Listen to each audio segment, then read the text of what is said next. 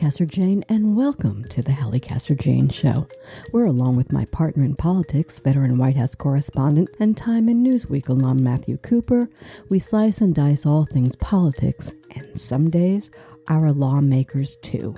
On this week's episode of the Halli Casser-Jayne Show podcast, what to do about the GOP.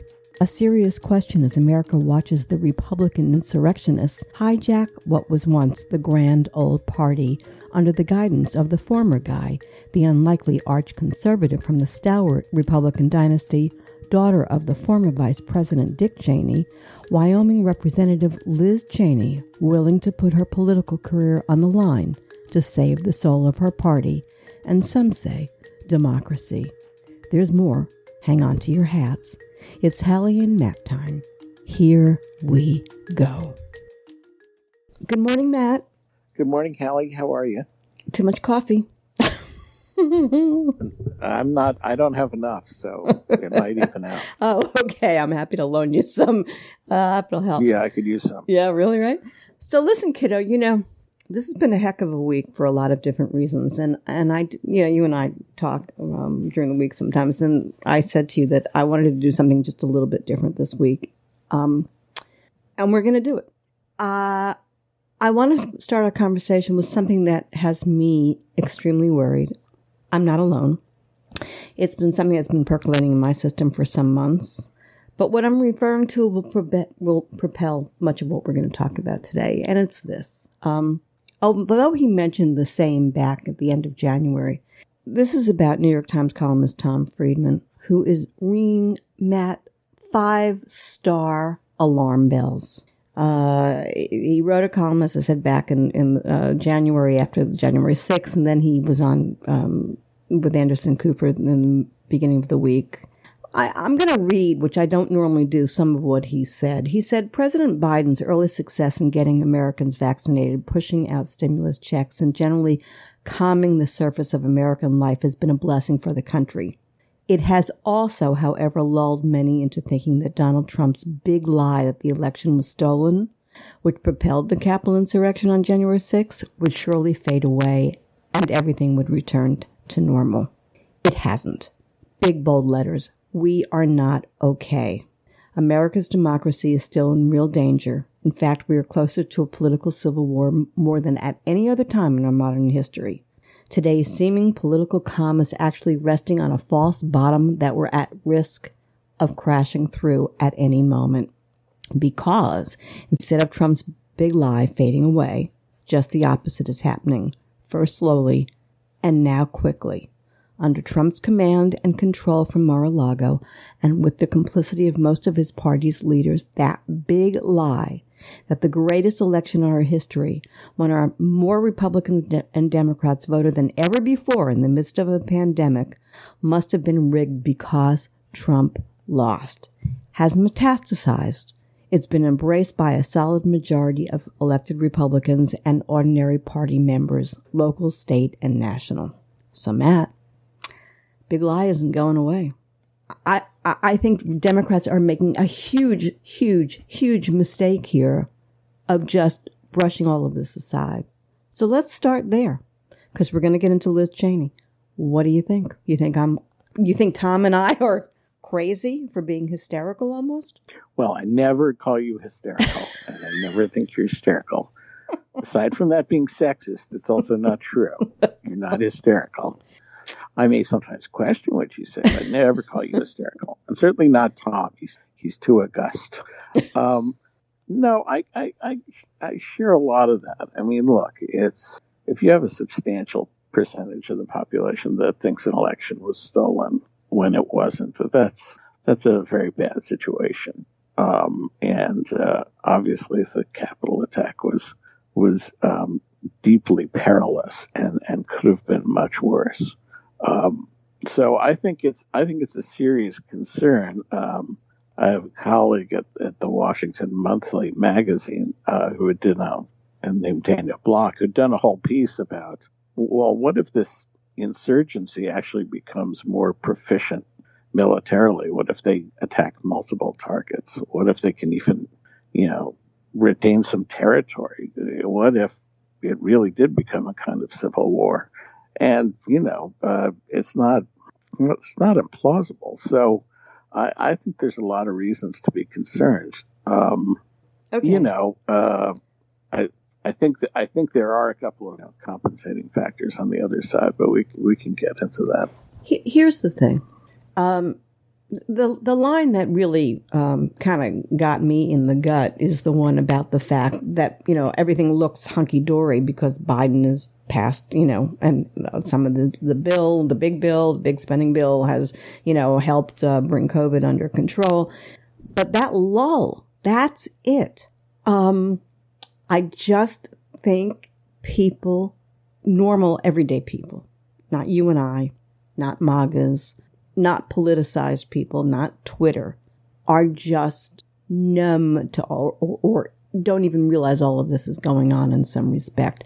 And part of that is the Democrats' mistake, because you cannot just sweep this under the rug or hope it will go away or ignore or something needs to be said, because day by day, Trump puts himself out there. Now he's got this new blog thing. He's issuing these things from the office of the president.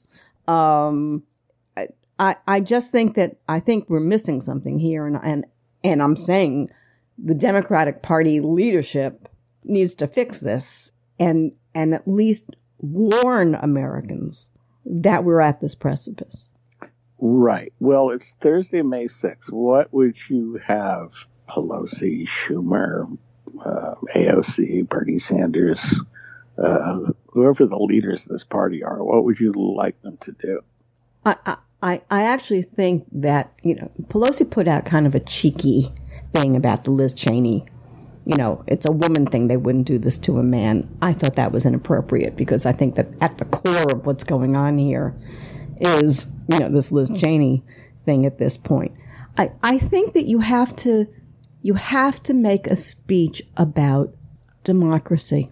What democracy is. That it is a government by the people, for the people. I mean, it's been written before. But who better than Joe Biden, who even Republicans can't help liking, to sit down and say, we need to have a conversation about what's real, what's not real. We're living in interesting times. We have new ways of communication with Twitter and Facebook, etc. A former president who can say anything and do anything, and he has outlets for that may not be mainstream, but that can get to people it shouldn't get to. I mean, Matt, talk. Just communicate. Not sweep it under the rug. It's real. What's happening is real. Why not discuss it as real? And use it, by the way, as an opportunity to embrace MAGAs, to embrace those who are falling prey to this, and that's on the one hand. On the second hand, there are legal aspects to all of this. Fox News is breaking some rules here. I mean, we used to have when we had the FCC used to stop lying. Or sexual innuendo, or, there is no policing of the airwaves. And although I am all for freedom of the press and freedom of, whatever, that's not rational in these times. So there are legal aspects to this that could possibly, the President of the United States is lying. The former President of the United States is lying. And Fox is helping him pass that along. And they're calling themselves a news outlet. We've had this conversation 1,000 times. It's not. Does any of that get to you? Well, I certainly don't disagree that Fox is kind of a propaganda arm, but because it's a cable network and not a broadcast network, there isn't a lot. Well, times have changed. The federal government can do. Well, you would have to rewrite the laws for the FCC to have any. Well, okay. What's wrong with that? Have the FCC. Well, one, it's hard to do. Two, they could regulate anything so that, you could have an FCC commissioner in 4 years, want to fuck around with MSNBC. So, it's something worth thinking about before you advocate overturning, 75 years worth of FCC doctrine. Well, I'm a little torn about the Facebook thing. I have to say I'm not totally comfortable with the ban. I totally get it. I think Trump's incredibly destructive. I think I guess they probably have a legal right to kick anyone off they want, but it's not something I'm totally comfortable with, the exile because of who you are rather than what you said. Well, I think no. He was kicked off for what he said, not for who he was.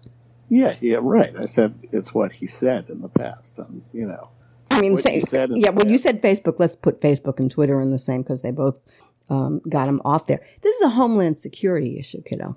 That's the thing. It's a homeland security issue. I mean, January 6th was an insurrection. This kind of stuff is infiltrating all over the place in this country. We saw it with the police who they're and by the way, in the military, it appears that there's some problems with some of the people in the military being white supremacists. I'm not saying it's not a problem. I'm saying it's a First Amendment thing. But I have some qualms. About it. I also don't know how effective it'll be because I think eventually it gets out there in some other form. But you did see the report that came out yesterday that they've been screaming about the fact that conservatives have no voice on Facebook. Hello, it turns out liberals have no voice on Facebook. Right. No, Facebook is a cesspool, and I don't really participate anymore. I canceled it for a while. I'm technically on it, but shouldn't be. But I haven't used it in a couple of years. But I don't think it's any more of a cesspool, by the way, than I think the Twitter is. I think Twitter's a cesspool, too. The only difference is that journalists talk there a lot. Well, but I think that's amongst us. Twitter is not putting a fire hose of lies into your feed unless you choose it, whereas Facebook is putting what it wants in your feed. That's true. Yeah. Okay, I'll give you that.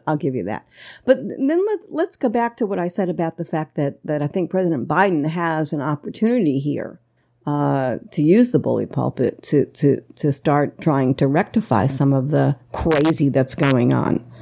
And here's the deal. Let me just say this, and then I'll throw the floor to you. The deal is that the Trump and the Brand and McConnell and the whole team over there can say whatever they want to say, and they're going to get press on it because they're the opposition leadership right now.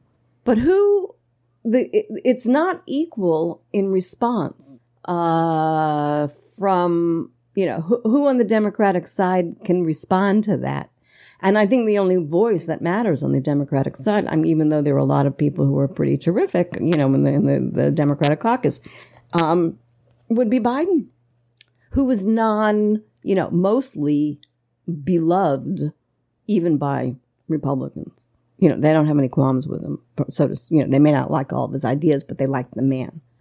We've been talking about him as FDR in the fireside chat, yada, yada, yada. I'm saying to myself, maybe? You have any thoughts on that? Well, I just don't know how effective it would be for him to give a speech that would be about, I won. No, that's not what I think he should say. Our democracy is threatened.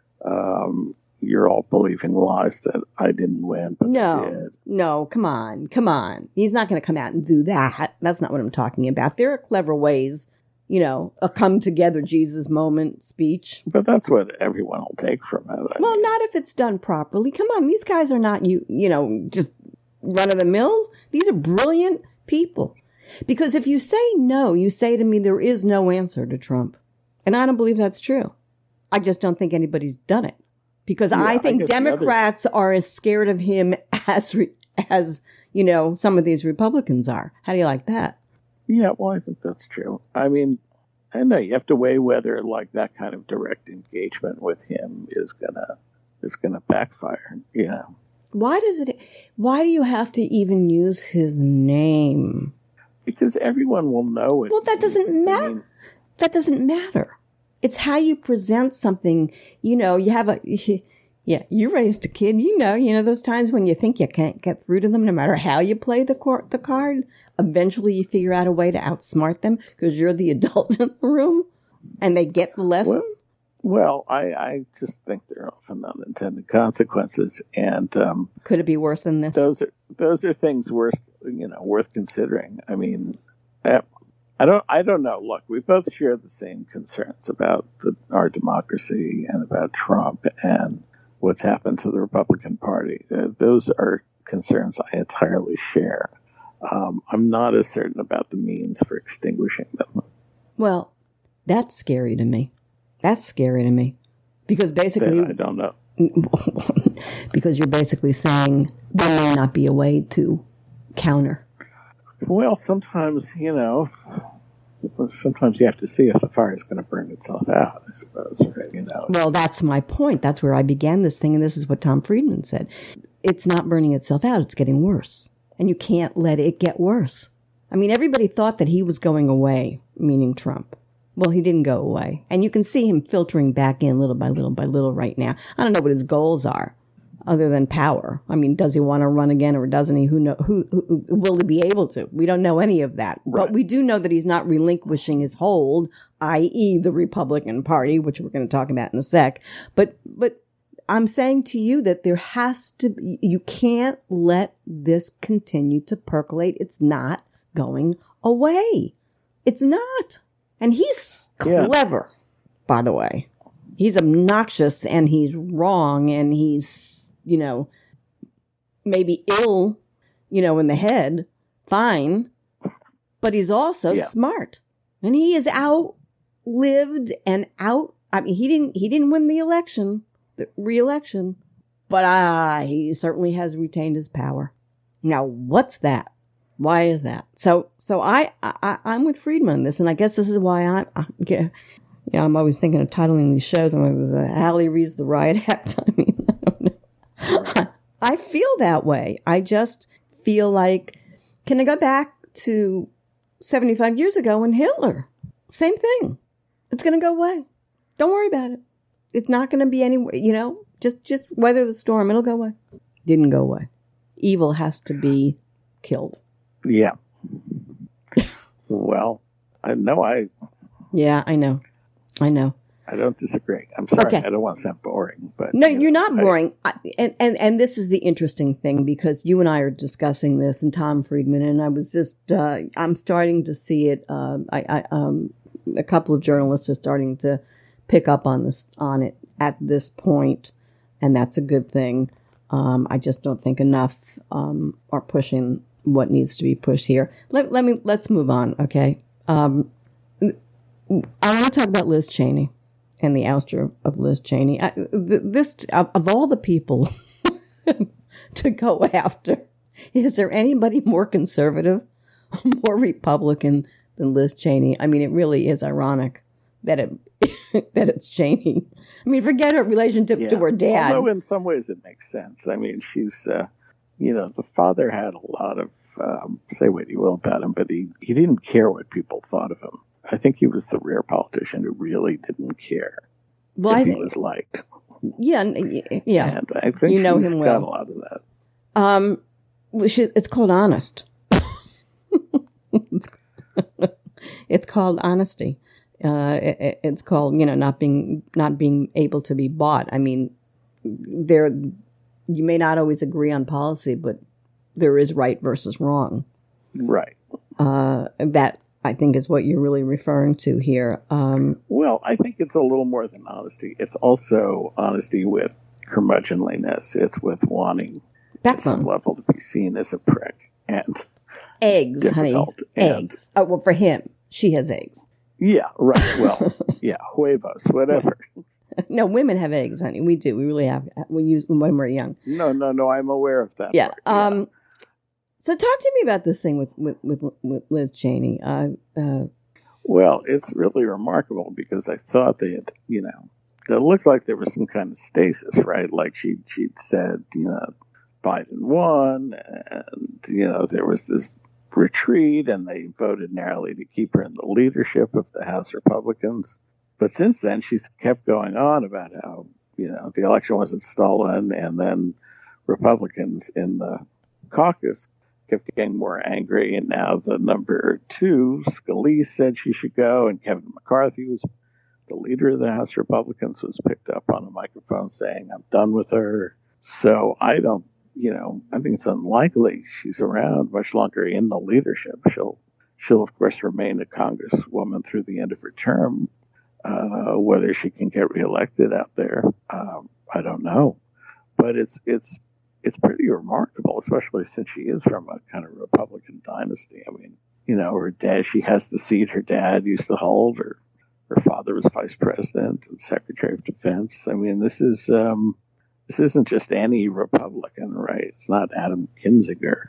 That's what I'm saying. That's what's so utterly remarkable of all the Republicans who wind up. But I mean, well, they're just shameless. The Scalise Stefanik, God, Republican right? from New York State, who was like not that conservative, and who worked in the George W. Bush White House and had no reputation as a right winger, has become super MAGA, super Trumpy, and she's already campaigning for Cheney's seat. And you're just like, I mean, you can't believe these people. Yes, you can, because here we are. Yeah, I mean, I find it all. Part of me finds it terrifying, absolutely terrifying, because it's a complete collapse of the Republican Party as we know it, complete and utter collapse. And there's not a one of them in there. All right, maybe 2, maybe 3. I mean, there's Liz, there's Romney. You got a few. You got not a lot. Yeah, right. You can count them on your hands. Who was it? Liz, Romney, and who was the third one? Well, you got the 7 who voted for impeachment. Well, yeah, but they're not opening a mouth now, are they? They're letting all of this just play out the way it's going to play out. Yeah. And so I don't think that takes. There's no courage by any of them. I mean, one of the things on my list to say to you is, so knowing all of this, knowing what's going on, knowing they're about to oust her and put Stefanik in, Romney has a choice. I mean, he's certainly spoken about it and got booed. Kinzinger, Liz, Carly Fiorina came out today and put her former partner down, something fierce. Did you see that? Right. That was pretty amazing. I did not see that. Oh my goodness, it was quite something. What are their choice? What's the choice here? And that's something else. Do they stay within the party? Do they leave the party? I mean, what is the point of Romney really went to town and he really kind of laid it on the line. I'm going, okay, now cross the line, honey, and get the hell out of there. This was my thought also. I was curious of what you think about this one. Fact. Why is the Republican Party, the quote-unquote standard GOP, in the hands of these people, and the good guys become never-Trumpers? Why don't they take the name back, the never-Trumpers, and call themselves the GOP and call the others the Trumpers? I mean, how did they wind up holding the money and the cards? Well, they elected the officers of the party. So No, I'm saying the never-Trumpers left. Why did they leave? Well, maybe they should have stayed. I'm just saying, why don't they take back the title GOP? In other words, McCarthy is no longer the GOP. Well, they can call themselves whatever they want. I mean, I guess regarding trademarks, there's probably some things they can't do. But, calling it the Lincoln Project was a way of trying to take back. Well, it didn't mean anything to most people unless they're. How about the real GOP? The real GOP. Well, they can.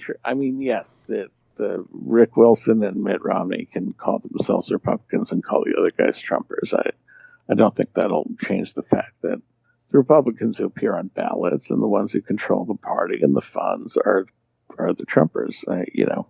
It's not a semantic problem. It's it's an ideology problem. Well, I don't know if I agree with that. I think who controls it is kind of an oddity. Liz Cheney, let's say, or Mitt Romney, let's say that they left the party officially, but they still are seated senators and representative. Why can't they take it? They can call. That's all I'm. There's a psychological thing to all of this. You have to get into that too. I mean, if I was working for the parties, or if I was working for Rick Wilson right now, I'd be saying, I think you guys are missing something here, and you've lost the battle, and they've lost the battle. I understand what you're saying, but there is a party with money in the bank, right? Names, so take it. Take them to court. You can't take it. It exists. Well, so take it to court and say, I want some of that money too, but I'm going to call myself a real even though I'm an elected official. I don't know. Maybe I'm talking off the top of my head, and it sounds a little wacky, but maybe it's not so wacky. What I'm saying is they better start thinking outside the box. The Lincoln Project is losing this fight. Yes, I agree. That's good. why I don't quite understand why you're fixed on the semantics here. They can't take the name Republican Party and take the party. It can't be done. Well, I'm putting in the context of, do they stay? Do they leave? Did it help for the Lincoln Party people to leave? But wait, let me finish the thought. They have to come up with another name. They can't stay and keep the name and ask for the money that's currently in the Republican Party. I mean, but you can ask for a vote. What you can stay. Listen, she's still a Republican, Liz Cheney. Right. She's that they all are, even the ones who yes, right. They're all. What I'm saying to you is they've got to change the dynamic here. Well, yes, of course, but you were the one saying they should emigrate, but take the name with them. Well, I think they can. Nobody owns who owns the name GOP? Who owns the name Democratic Party? They literally own it. They own it. Fine. So call it the R whatever. I'm simply saying, you can call whatever you want. Well, but you need to call it something besides the Lincoln Project, and you need to make it clear that we're Republicans, they're insurrectionists. Yes, you can pull a Avignon Pope or a Reformation if you want. You just got it, but you got to get the followers to come with you, right? It can't be 6 guys. No, I think I think if you offer something proper, I'm just starting a new party is kind of a weird deal, but I don't think that's effective. That's what you were just saying. No, listen to what I'm saying. In the tradition of a third party. But that's why I'm saying you take your ideals with you, because the ideals that the Kevin McCarthy's and the rest of them, they don't have any ideals. So you take that with you and you call yourself the GAP or you know what I'm saying? Okay, you can do that. But okay, it's a finesse. It's a finesse, and I frankly think there needs to be a finesse. But we're not solving this problem. We're throwing out thinking in a different box today, and raising, people. You got to convince one way or another. You got to convince millions of MAGA people not to be MAGA people, and I don't know how you do that. I think it's probably the only thing that's like severe electoral defeat, which there hasn't been enough of yet. Well, let me ask you this: when he left office, there was like 93% pro-Trump. Now it's down in 80, I think, is the figure last week. So let's start there. He's losing people because he doesn't have the megaphone that he had. Right. They can't win. But they're all afraid of They're all afraid of primaries. I mean, you have to understand, they're all afraid of primaries. Those are the politicians. Right. I'm not talking about the politicians. Right. I'm talking about the people. Yeah. Because it's the people, we the people, who are going to change this. It's not going to be the politicians, because they're idiots, including the Romney, including the whatever, because they're not willing to go to other than Liz Cheney, she's willing to go to the mat. Romney's not. Kinzinger's not, for that matter. They're talkers. No, they're talkers. She's putting her whole damn career on the line. Yeah, I suspect they are too. But in any event, all right, how are you going to convert millions of MAGA people into not being MAGA? You better not be laughing at me, because I'm not laughing at you. I'm asking a serious question, and I don't know the answer. I don't know the answer. To some degree, I've thrown out some of my ideas as to how to finesse it, but I will say this. Talking about it is better than not talking about it. Throwing out ideas is better than not throwing out ideas. And my problem with the Democratic Party right now is they ain't throwing out ideas. they're walking around with blinders and masks on. So, well, I think that's not unreasonable. Yeah. It's, how have parties changed in the past? Well, they've evolved, they've been crushed, they've broken up, or they've been, defeated so many times that they changed. I don't know this time. Okay, let me tell you what my friend Tom Freidman said about this. He disagrees with me. He said, citing his reporting on the Arab Muslim world post 9/11, he says, quote, real change happens only when the war of ideas is won by insiders working from the roots upward. So there's going to be a MAGA Gorbachev who's going to overthrow the... Well, somebody within the party, he's saying. Somebody within the party is the only person who's going to be able to make any difference. Is Liz Cheney that person? Interesting. Well, you'd have to say right now, no. But it's interesting. But maybe, I don't. We don't know where she goes next. She gets defeated next week. Or what's the 14th is the date? She gets defeated, and at least this girl is just beyond. I wrote about her months and months and months ago. She's really a piece of work. Absolute stands for nothing. But we don't know what happens to Liz next. What does it offer? And what are other people in the party saying? You know who I keep thinking about? What's her name from Alaska? She's been silent on this. Murkowski. Yeah. And I thought... Yeah, I think the ones that voted for impeachment are going to, as you said, stay low. And I want to see what happens. It's one of the most horrid parts of history in America, at least in my lifetime. This is crazy stuff. Oh, I agree. Look, and there's clearly a post-Trump wing forming between Hawley and Cruz, and they're not post-Trump. And DeSantis, who I now call the Mussolini because of what he did today. He's this. You saw his thing today. Right? Yes, please. Please tell us about that. Well, I'm going to tell you. I'm going to tell you about that because I'm going to put it in the context of one of the other things that Tom Freidman talked about was these voter suppression laws that are coming up all over the place, and that's kind of a prerequisite for the big lie, for a position of power in the corrupt party. Fealty, as I call him, to the Grand Wizard Trump. If they're limiting the right to vote, it's because as of late March, state legislators, listen to 361 bills in 47 states this year that contain limitations around voting, 43% increase from just a month earlier. So what did Mussolini do? He pushes through a bill in Florida, which he at the time of his election called the fairest and most and the poster child for a good election. The state that Republicans brought, mail-in voting to. Right. Well, now this new bill limits mail-in voting. You must have proof of ID, which 95% of blacks in the state don't have, which is why they're doing it, because he knows he can't win if the blacks come out in Florida the way they did in Georgia. And this guy's really a piece of work. And vote, dropping boxes, they're not going to be around.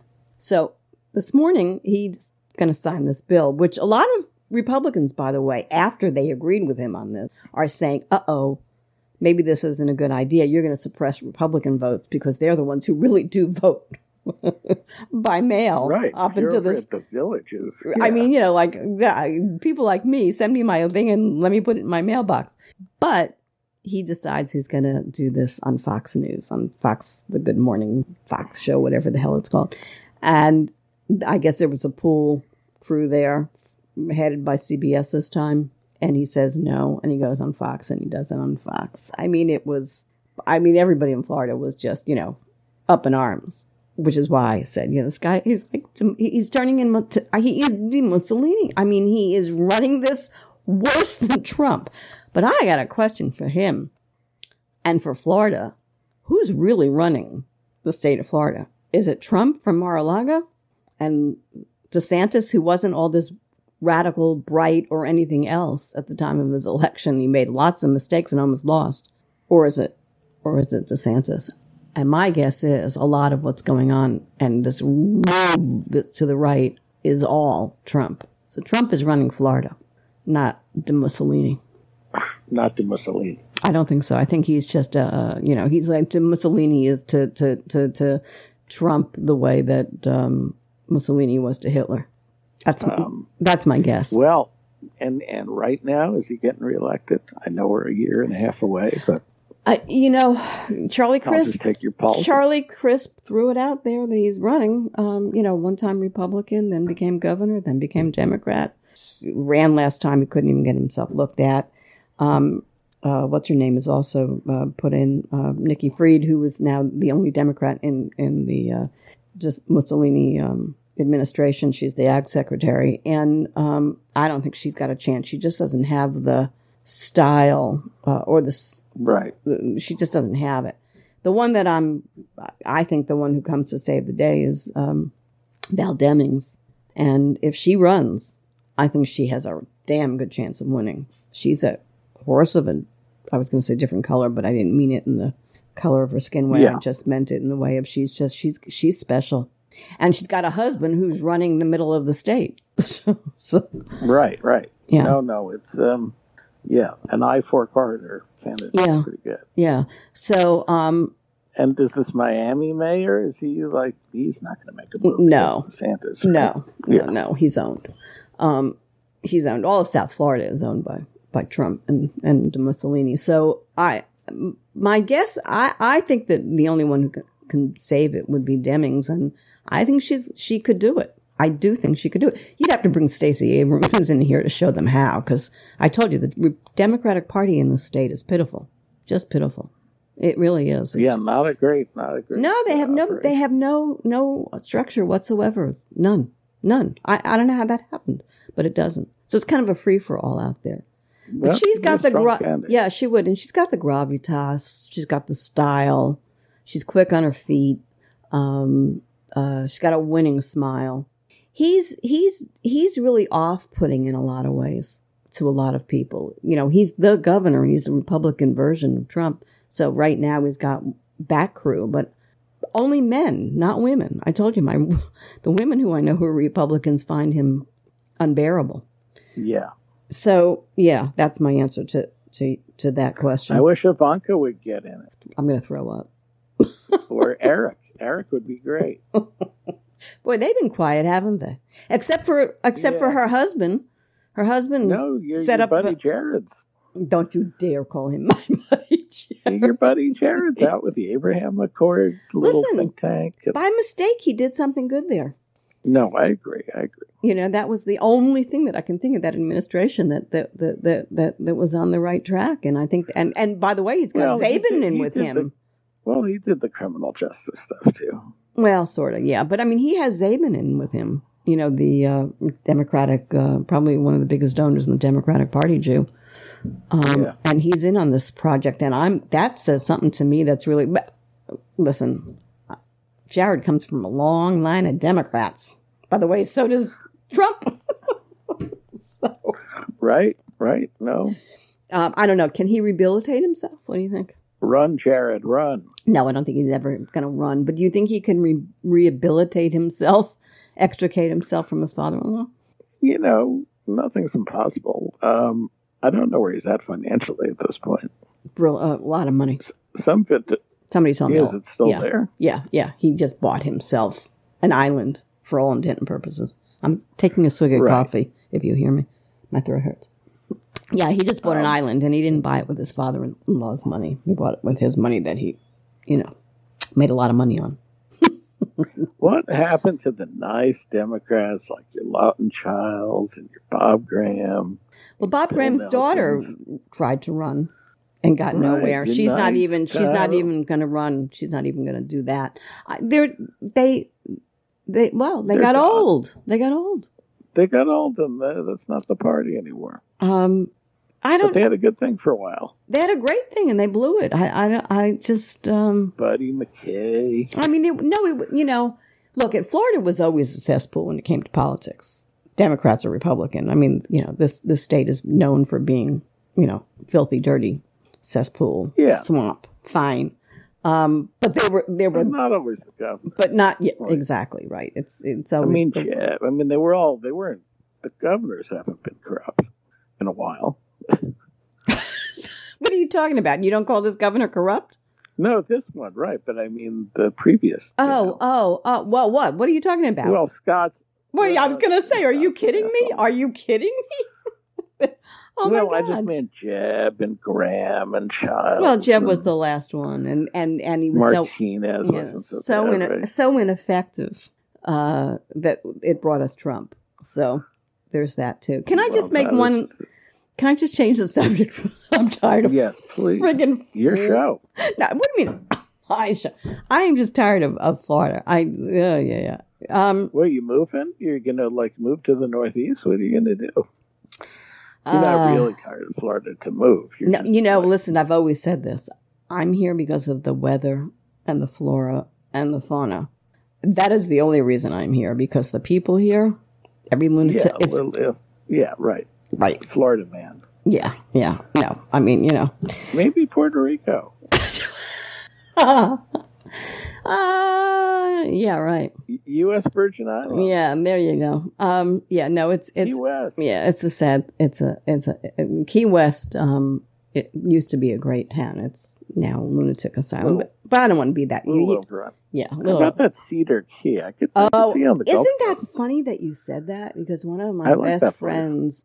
Yeah, she swears by that place. I mean, she just loves it. But you're in the middle of nowhere. Or there. Go up there, go to one of the nice towns up north, Apalachicola.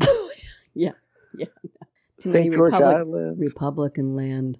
Well, that's over at Destin, Pensacola. I think it's not as bad over. No, I won't go north of here, because north of here you might as well be up north. It's cold in the wintertime. No, that's true. You're not going to get us warm. Yeah, no, I like that warm weather. That's the thing that keeps me going. I want to go to COVID. Okay, I'm going to keep working on where you should move.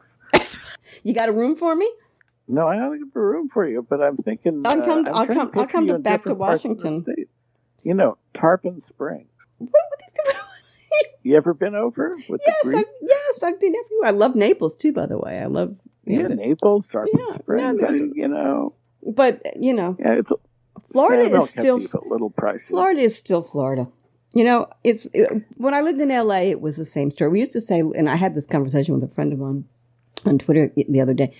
When I lived in LA, we used to say that the Earth's axis tilts towards LA, and every lunatic rolls into LA. And I think that with global warming, the axis is tilted now to the east, and so every lunatic is rolling into Florida. Florida is what LA was in the 70s. I mean, I'm waiting for Manson to come in and do something. I mean, that's just there is no difference. Right. It's a lunatic asylum. All right, a couple of things I want to clean up with here. So the only thing that the Republicans they got nothing on poor old dear old Biden. So this morning, my good friend John Podhoretz, his sister is he's not his sister Ruthie, and she's gonna be on the show in a couple of weeks. Comes out with a piece in the Post just saying on the most critical issue of all, Biden failed us, the vaccine. So he said Biden failed us? Yes, he said that by not taking a stand and letting Johnson & Johnson continue the use of the vaccine, it put the fear of God in everybody, and that's why nobody's getting vaccinated. Now, needless to say, he doesn't mention Tucker Carlson or Fox News or anything. It's not a very compelling argument. I mean, no, but that's how desperate. That's my point. That's how desperate. I mean, it's unbelievable. John's argument? That's his argument? That's his argument. They don't have anything. Well, they don't have anything. They're just, I watched Tucker last night. It was a total anti-vax rant. I mean, he kept saying, "I'm not anti-vaccine," but by the way, he got the vaccine. Killing a lot of people. He got it. Of course, he did. Yeah, but no, I mean, yeah, right. So, what? These people are all right. Anyway, we don't have a lot of time. Well, let's get to Lightning Man. Okay, let's go. All right. So, India, heartbreaking. Just heartbreaking. What are you going to do? Just heartbreaking. Well, a lot again, and this oxygen dearth. It's just unbelievable. I mean, they're fucking it up. Sorry for my French, but it's a horrible situation made worse by a bad government. It's heartbreaking. just wanted to mention. I want to talk about Bill Barr. This is a story. This is a story. It was interesting to me that Bill Maher, who I adore and think he's not as funny as he used to be, but then he's housebound. Comedians need to get to the Comedy Store to work at their shtick. But he, at the beginning of the week, said, they were right on Russia. There was no story there. And then the next day, the whole thing blows up with Bill Barr. I think that's a story. And I think the Mueller report needs to be released unredacted. And I think that we've got collusion there. What do you think?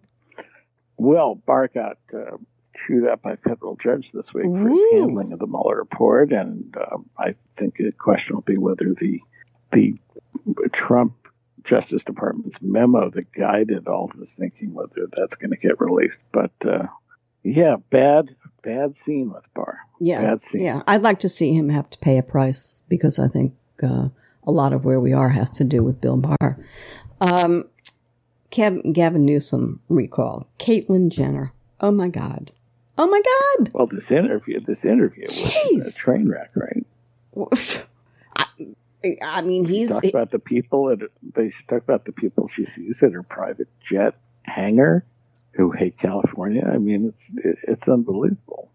Border wall cops. She's running for the border wall for cops. She's transgender and she may be Gavin Newsom's best friend when this is all over. Yeah, I think if she's the nominee, I don't really worry. I wouldn't really worry. I don't worry about it anyway. I don't think they're going to recall. I wouldn't worry about it anyway, but she's really... she's really a piece of work. I didn't think she'd be this bad. Oh, I did. But, she was a staunch Republican. Yeah, I know she's a conservative and stuff, but I just didn't think she'd be this incompetent. I mean, someone who spent a lot of time on camera and, kind of a mess. Yeah, it's a mess. Bill and Melinda Gates, 27 years. Yeah, very interesting piece I read about sort of late in life divorces. People aren't sticking around for the final chapter, Kind of a bad move, if you ask me. I mean, if I had ever made it 27 years, trust me, I would stay in. It seems. Well, you would think, No, I would. I mean, at that point, But hey, I'm happy because I think he's a sexy, smart, rich guy, and he's on the market, and I'm going after him because he likes Africa. You going after Gates? Yeah, I love Gates. I just think he's sexy. I think you should make a move. I'm going to make a move. He's sexy, he's smart, he's rich, and he loves Africa and the Africa. Right. We are a marriage made in heaven. Yeah. There it is. I don't know why I don't really get these guys because Bezos and Gates had pretty good wives. I get it. You're a guy and you don't get it. No, I get it, but men go through a midlife crisis different than women. No, I understand. No, I know Bezos. This is menopause. Although I don't think she was the one. I think the new Bezos doesn't. New Bezos squeezes. I'm not a big fan of his. I am a fan of Bill Gates. He does real good stuff. No, I agree. Well, I wish them both the best. Right, that they be happy and they're both able to get by. It was reminding me of Tipper and Al Gore. Well, right, 40 years together. Right, and they seem to have gone on to bigger and better things. 65, you got another 20 years. Do you want to be 20? I guess people... You got more than 20. People live in their 90s. More than 20. Yeah. People are saying, look, I don't want to go the last 20 with this. You know what it says to me? That they've been unhappy a lot longer. Oh, that's true. I'm sure they have. And geez, that makes me sad. Tony Blinken is somebody we need to keep our eye on. He seems to be really interesting as Secretary of State. He read the riot act to Russia today. Let's keep him right. But you must be. Are you upset about Iran? I don't know what to make of Iran right now because it looks like they're going to cut some kind of a deal, but then it's back and forth. I mean, every report is different. This, that, where I am on it. I mean, I just don't think there should be a deal, and I think just freeze them out, right, kind of thing. But then that gets us to Bibi, who looks like he may be on the out. Inflation in, by the way. Bibi out. Right, it could be the end. Could be the end. We'll discuss that at another time. Inflation. Remember I called inflation about 3 weeks ago? Yes. This is serious stuff. I think temporary stuff, but I hope so. But did you know that all houses that are being built right now, and there are many, because like they must have built 20 houses on my area in the last couple of weeks, $39,000 to building a house due to shortages. Now, what happens when things stabilize? The people who paid over $40,000 more for a house that they shouldn't have paid for are going to be in the friggin' hole for the 40 grand. It's going to be interesting. Okay, last thing, because we're running out of time again. Rudy Giuliani? Yikes. Yeah, I think, it's, we had was the police raid last week? It feels like it was a month ago. Yeah, it was last week. But, the Ukrainians are unloading on him. I see. He had to lay people off of his entourage. Alan Dershowitz. Is that his lawyer? That's his lawyer. Oh, jeez. And he went to Trump and asked Trump for money, and Trump told him no. Well, of course he said no. He's not going to pay him Trump. for the work that he did. Trump doesn't pay any contract. And Michael Cohen tried to warn him. So I don't know what happens to Giuliani, because he's not Michael Cohen. If things get really tough for him, he'll die. It could be. Let's see what the charge is. If it's a one count of the Foreign Agents Registration Act, he might get away with. Yeah. I think he can settle, and it won't even be that bad. If it's more, then then he's in trouble. How they everything Trump touches dies. Isn't that what Rick Wilson said? What, your friend Rick Wilson said is true. And keep your eye on the Matt Gaetz story. It's rumored. Yeah, that's kind of lingering a little. That something's coming down the pike here. This guy's gotten clearly this other guy's talked about it, right? Yeah, but he hasn't cut a plea deal with them yet. So that's what's holding it up, from what I understand. I don't know. Hey, she said she was 18. Come on. You'll have to explain to me, my male friend, what it is with men and 16 and 15 and 17-year-olds. I don't get it. I don't think you see most men going after 15-year-olds. You see a lot. There was a big plane that went to, what's his name, including the prince or whatever he's called. I mean, there were a lot of men who just... What, like MBS? That kind of guy? No, what's his name? The guy from Florida who wound up killing himself, got killed in jail. Epstein. Yeah, Epstein. Was flying people. Clearly, this is a... Yeah, it's a thing. It's a thing. Don't get it. Never my thing. Don't get it. Okay. And I'll leave you on this from the great Marjorie Taylor Greene. Yes, good interview with Tucker. Kevin McCarthy's new lover is Frank Luntz. That's what she said this morning. She said that? Yep. Oh, my God. Yeah, he revealed McCarthy that he's living in Luntz's penthouse apartment. Luntz, who just lost like 150,000 pounds after having a stroke, yada yada, and is getting getting religion and coming back from the Republican brink, now has a new lover, and his name is Kevin McCarthy. I don't think we could end on a better note, because that just kind of puts politics where it is. Yeah, right? Yeah, Tucker all over it, right? The MAGA people are all over this. Poor Kevin, he goes all MAGA, and it's never enough. Oh, man, he's a pity. All right, sweetie. See ya. All right, dear. Thank you for tuning in to the Halli Casser-Jayne Show, a production of Resec, LLC. The Halli Casser-Jayne Show posts new podcasts Wednesdays, 3 p.m. Eastern, and is available at hallicasserjayne.com and on all your favorite apps. Be sure to visit us on Apple Podcasts, Spotify, Google Podcasts, and follow me on Twitter at The Halli CJ Show. Until next time, this is Halli Casser-Jayne.